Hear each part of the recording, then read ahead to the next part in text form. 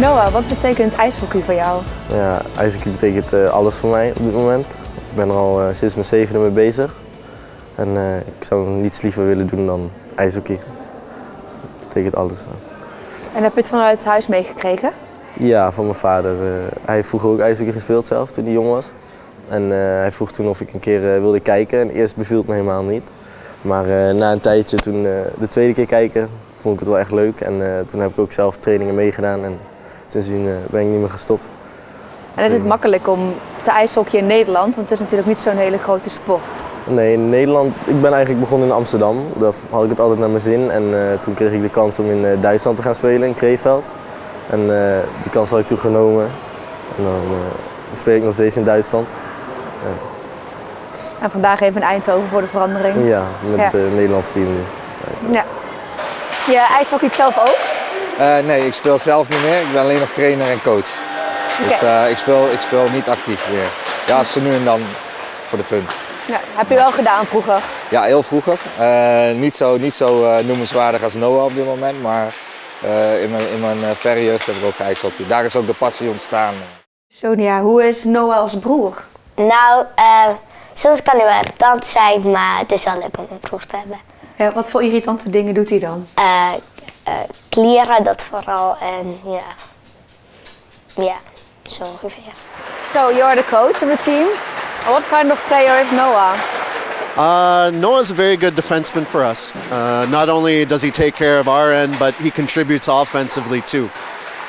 Noah played at the U18 last year, and he played at the U20 this year. So he's also got a lot of experience for us. Dus Jan, bent u een trotse opa? Zonder meer. Ik denk dat Noah het uitstekend doet, ja. Ja. En heeft u zelf ook geijshockeyd? Nee, nooit. Wel gewoon gehockeyd, maar niet ijs.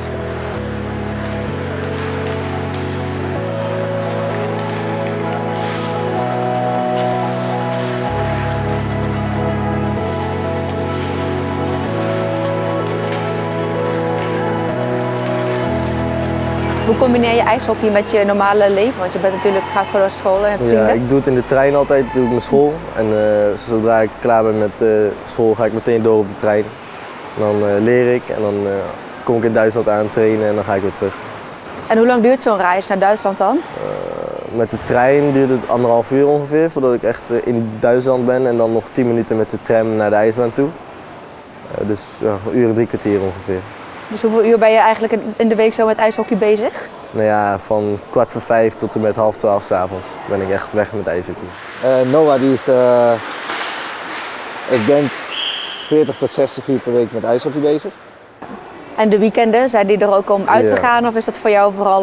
Nee, als het seizoen eenmaal begint dan niet meer. Dan, tot het seizoen weer voorbij is, dan kan ik weer uitgaan en zo.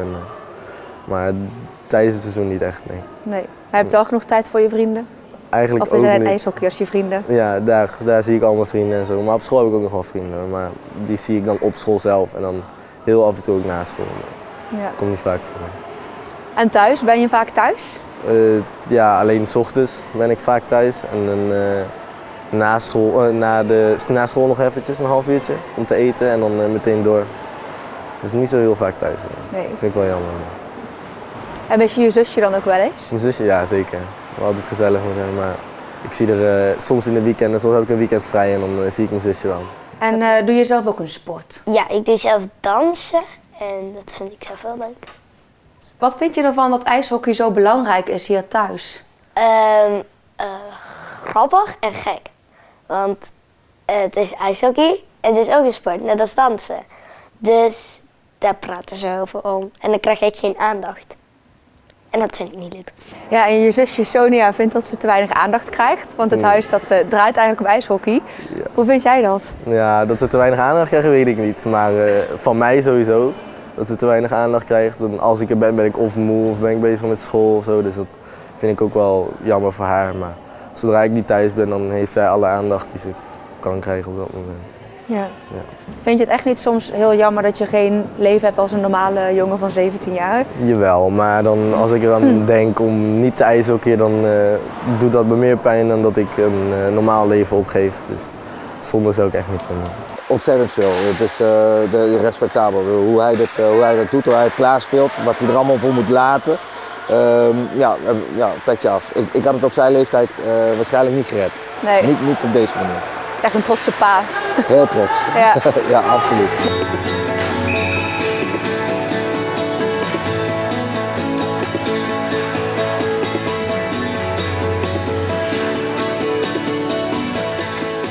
Ja, je speelt natuurlijk in Duitsland. Ja. Waarom heb je niet voor een Nederlandse club gekozen? Ja, ik ben ook begonnen in een Nederlandse club, maar als je naar Duitsland gaat zijn je kansen toch groter dan in Nederland zelf.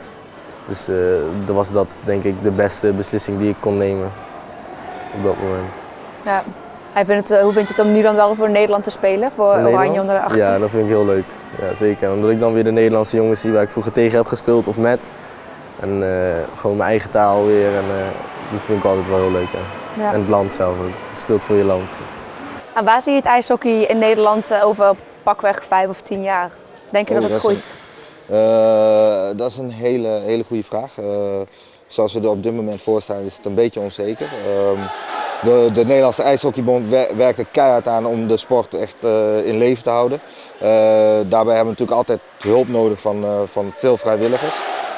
Wat wel zo is dat ik hoop dat het over 5 jaar gegroeid is, zodat we weer terugkomen als een Olympische sport. Dat is wel waar we aan proberen te werken met z'n allen. U gaat dus wel regelmatig kijken naar de wedstrijden? Nee, onregelmatig, echt incidenteel. En dit is weer een incident om mee te gaan. Een interland is leuk om te zien toch ook. Hè? Ja.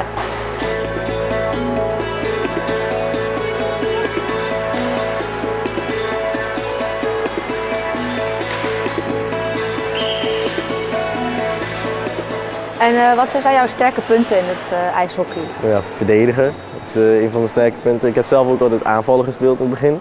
Maar sinds 2 jaar nu verdedigen. En ik denk een beetje het spel verdelen, maken. Het is een hele technische speler met veel inzicht. Als hij zichzelf goed in zijn vel zit, is het een speler die erg voor veel verrassingen kan zorgen. En onvoorspelbaar is wat dat betreft. Ja. Ja. He's strong. He can be a leader. He doesn't have to be a talkative leader. He can lead by example.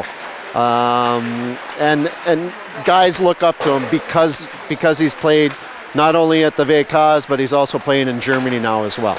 En wat zijn zijn verbeterpunten? Hij mag wel wat zwaarder worden. En zekerder van zichzelf. Meer zijn eigen kwaliteit waarderen. Dan technisch, tactisch is er altijd een verbeterpunt. Dus, maar specifiek, puur zijn gewicht en kracht. Ja. Ik zou wel meer kunnen scoren. Daar heb ik nu nog wel moeite mee. De laatste tijd lukt het niet echt meer. Maar dat komt wel. Als verdediging meer scoren? Ja. Dat is normaal in ijshockey? Ja, iedereen kan scoren op het ijs.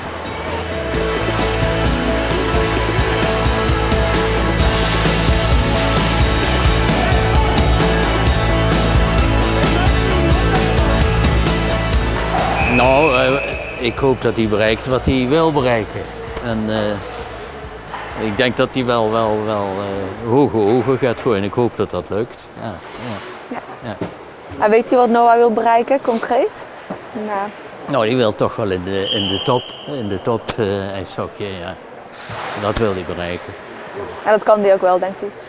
Ik denk het wel. Zo als zijn vader heeft daar een goede kijk op, vind ik. En die twijfelt daar niet zo heel erg aan, geloof ik. And where do you see him in like 5 years? Oh, that's a good question because I only get to see him for these type of events. You know, I see his development a couple times out of the year as opposed to having him on a daily coachable basis. But the feedback I get is good. Watching him, he's obviously developing. You know, the hope for him would to be able to play at a high level. If he could play in the DEL, kudos to him. But I think that's just it. Play at the highest level. He's capable of playing. En wat is jouw droom nog? Waar zie je jezelf bijvoorbeeld over 5 jaar? Ik hoop dat ik mezelf over 5 jaar in een ver land zie ergens. In Canada of Amerika zou ik wel heel fijn vinden, maar in Europa zelf ook. Of in Duitsland zelf zou ik ook helemaal niet erg vinden om verder in te komen. Ja, dat is eigenlijk best moeilijk om jezelf te zien. Ja. Ik heb wel dromen natuurlijk. Je bent bereid om alles ervoor op te geven. Ja, precies. Ja. Denk je dat hij dat kan? Dat hij het kan, ja. Dat hij de kans krijgt, dat is afhankelijk van wie hem ziet, wanneer hij gezien wordt. Financiën is natuurlijk een heel groot aspect daarin. If that's something that interests him and that he's willing to pursue, there's always opportunities. Being an American myself, I played college hockey. I have a degree in finance, but here I am. But I love the game. And for Noah, the opportunities are there because U.S. hockey, there's not just one level of school. You could play Division I, you could play Division III. It's just a matter of finding where you fit.